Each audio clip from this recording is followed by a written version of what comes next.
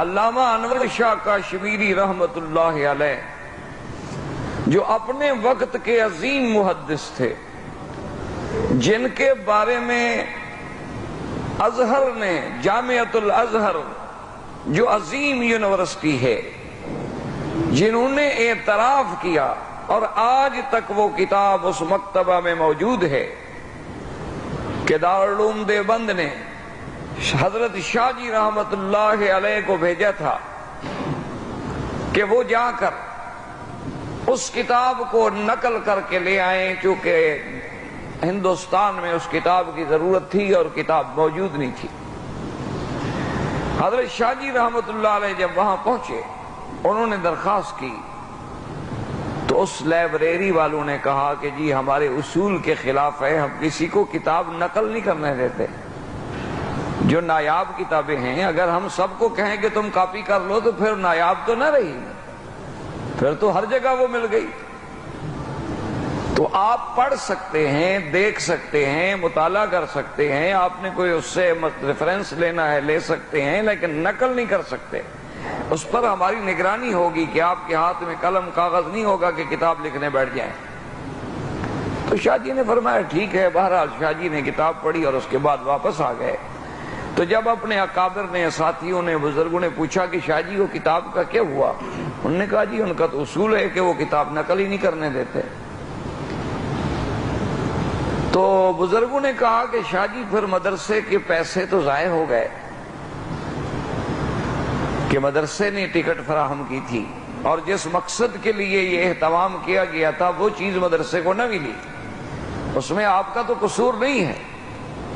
شاہ جی نے کہا اچھا اللہ رحمت فرمائیں گے۔ تو رات کو بیٹھ کے شاہ جی نے محض اپنے حافظے کی بنیاد پر وہ پوری کتاب الف سے لے کر یہ تک لکھ دی، اور صبح وہ کتاب مشائخ کو پیش کر دی کہ حضرت یہ کتاب تھی۔ وہ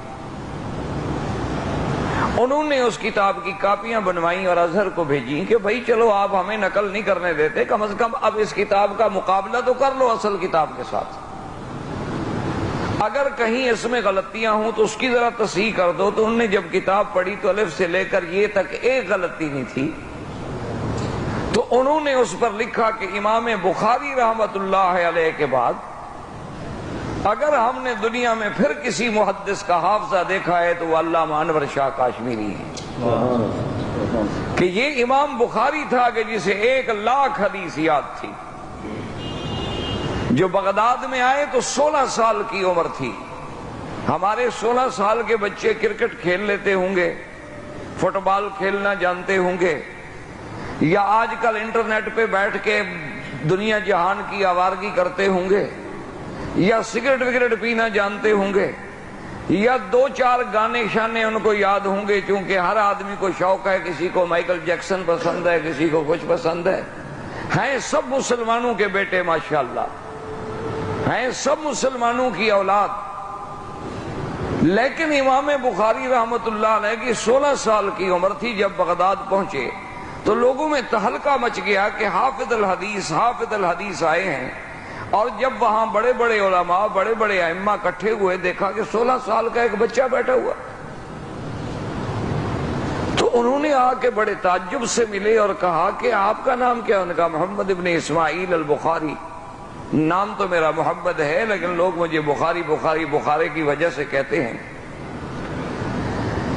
تو انہوں نے کہا اچھا آپ امام بخاری ہیں؟ اس نے کہا بھئی میں نے تو کبھی نہیں کہا اپنے آپ کو امام، لیکن اگر لوگ کہتے ہوں تو خدا کو پتا ہے۔ تو وہ 10 علماء، بڑے بڑے اس زمانے کے جید علماء کٹھے ہوئے اور انہوں نے کہا کہ اچھا ٹھیک ہے۔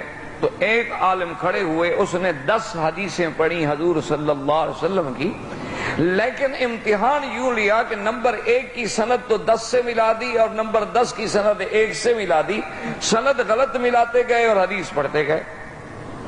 حدیث میں تو کوئی رد و بدل کر نہیں سکتے تھے، لیکن سند آگے پیچھے کرتے گئے۔ دوسرا اٹھا، اس نے اور 10 حدیثیں اسی طرح پڑھی، پھر تیسرا، اس طرح 10 آدمیوں نے 100 حدیث پڑھی، لیکن سند آگے پیچھے کر دی، اور حیران ہو کے دیکھتے رہے کہ امام بخاری کہتے ہیں حافظ الحدیث ہے، ہم غلط پڑھ رہے ہیں، وہ چپ کر کے بیٹھا ہوا ہے۔ تو جب سب نے ختم کر لی تو حضرت امام بخاری کھڑے ہوئے، اور نے کہا بھی نمبر 1 آپ نے 10 حدیثیں پڑھی تھیں اور سند یوں پڑھی تھی، یہ غلط ہے، دراصل سند یوں ہے۔ اسی طرح 100 حدیث دوبارہ پڑھی اور 100 سند کو صحیح طرح پڑھا اور اسی طرح پڑھا جیسے انہوں نے غلط پڑھا تھا۔